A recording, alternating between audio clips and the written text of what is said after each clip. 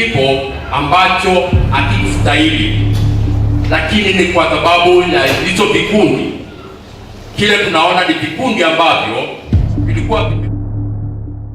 Hello, TCR fans. Today we bring you a homicide so gruesome and so puzzling that even the detectives themselves are struggling for answers. On the early morning of March 2nd, 2024, a tragedy unfolded in Nairobi's Kasarani area that would send shockwaves across the nation. The lifeless, half-naked body of a young woman was discovered just outside White House apartments in Kasarani area. The body was that of a 20-year-old college student, JOAAN Bula Nzomo, a young woman with her whole future ahead of her. Dreams and a life waiting to be lived all suddenly and violently cut short. But what happened on that night? Who was with Joan that fateful night? And how did a promising life end in such devastating circumstances? These are the questions that haunt not just her family, but a country already struggling to curb the rising wave of violence against women.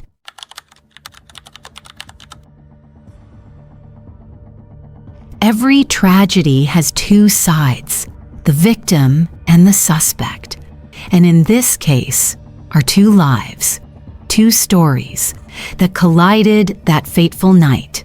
JOAAN Bula Nzomo and Lawrence Gitonga. Their meeting on that Friday night in March 2024 set the stage for one of the most shocking homicide mysteries in recent Kenyan history. Joan wasn't just another headline. She was a daughter, a sister, a friend, and a sweet soul to those who knew her.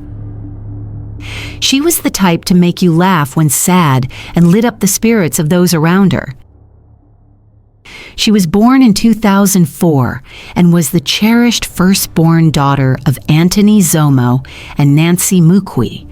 She was a sister to Arnold and Marianne, a granddaughter loved by her grandmothers, Regina and Dorothy. Joan was born and raised in Machakos County. Education shaped her path. She went to Katini Primary, then ABC Kadiani Academy, where she sat her KCPE exams in 2017. Joan would later join Viulia Girls High School, where she completed her KCSEE in 2021. But Joan wasn't done yet. Joanitar, as many would call her, took catering and hospitality at Masai Technical Training College, and by January 2024, she had stepped into the world of aviation at the East African School of Aviation, where she was training as an aircraft dispatcher. She was chasing a dream that symbolized both ambition and discipline. Beyond books and exams, Joan's faith guided her. She was baptized at St. Joseph Catholic Church and was part of the St. Ignatius community and the youth group. She was a young woman grounded in faith, ambition, and family, and yet her life was violently interrupted. At just 20, Joan became the face of a nightmare her loved ones are still struggling to understand. Then there's Lawrence Gitonga, 33 years old, 13 years older than Joan, the man found inside that locked apartment with 8 stab wounds, the man who claimed she had attacked him. Why were they together that night? What tied this bright, ambitious student to a man so much older? And how could one of them end up dead while the other lay bleeding and unconscious?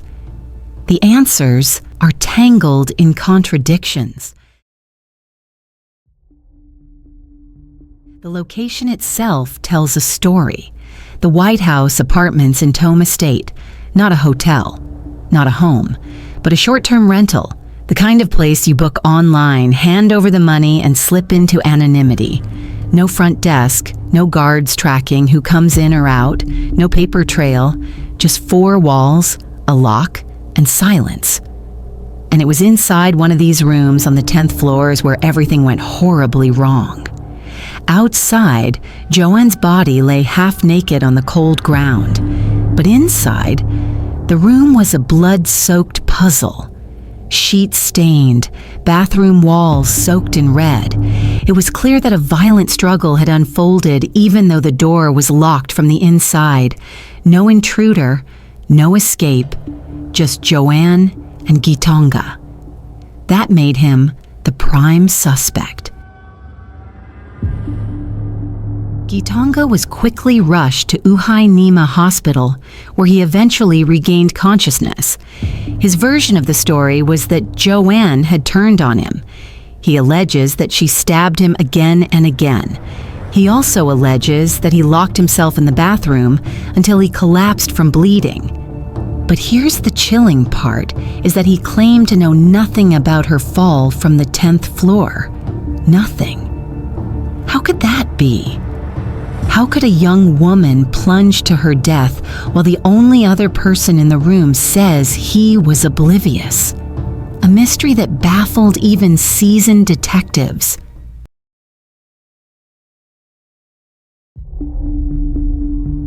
When the police arrived, they secured the scene while the DCI stepped in to conduct their forensic investigations.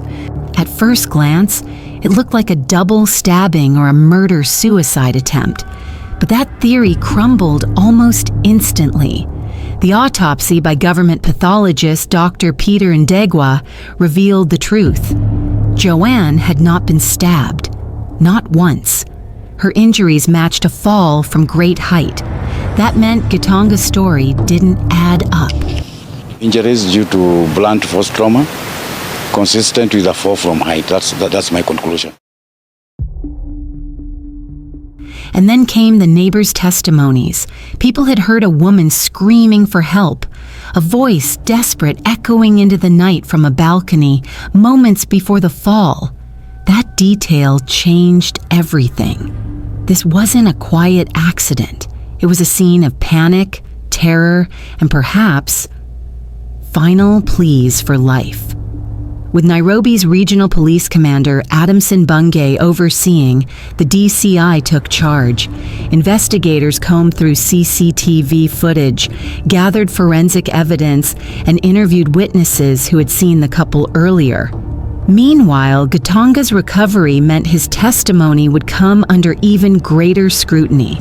Because in a locked room mystery, where only two people know the truth, one is dead and the other is a suspect fighting for his life. So what really happened inside that room? Was Joan desperately trying to escape an attack? Or was there another truth buried beneath the blood and silence? The deeper investigators dug, the more contradictions they unearthed.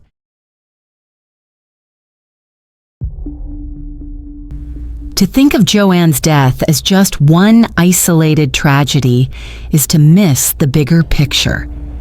Because her story, heartbreaking as it is not alone. It belongs to a growing list, a disturbing pattern that is claiming the lives of young women in Kenya at an alarming rate. Just weeks before Joan's fall in Kasarani, the nation was already mourning.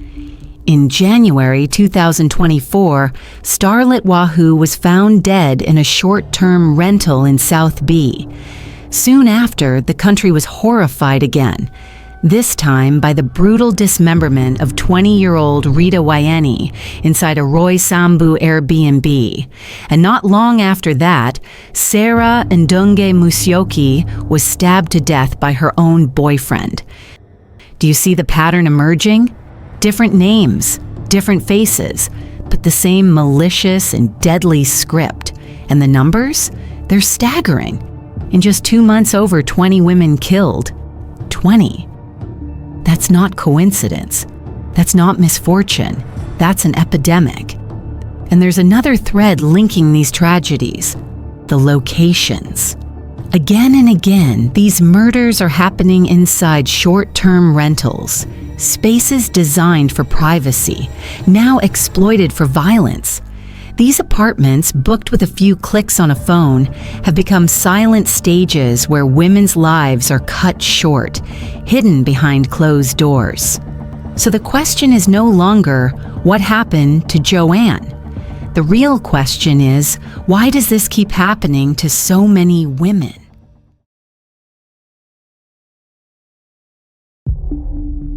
The answer begins with a system vulnerability, a system that was supposed to be about convenience, affordability, and freedom, but has instead opened dangerous loopholes. Short-term rentals, Airbnbs, furnished apartments, digital lodging platforms have exploded in popularity across Kenya. But unlike hotels, they exist in a regulatory gray zone. No licensing requirements, no front desks, no guest logbooks, often no security cameras, just 4 walls and a lock, and in that vacuum, danger thrives. The anonymity in these platforms means that criminals can check in and vanish without a trace. No deterrence, no guards, no receptionists, no cameras to capture suspicious activity. It's isolation disguised as privacy. No accountability. If something goes wrong, who takes responsibility? The landlord, the app, the guest? Too often, it's no one. That vacuum creates a perfect hunting ground for predators. And unless regulations catch up, it's a risk women will continue to face every time they walk into one of these apartments. But if we stop at the buildings, we miss the deeper truth.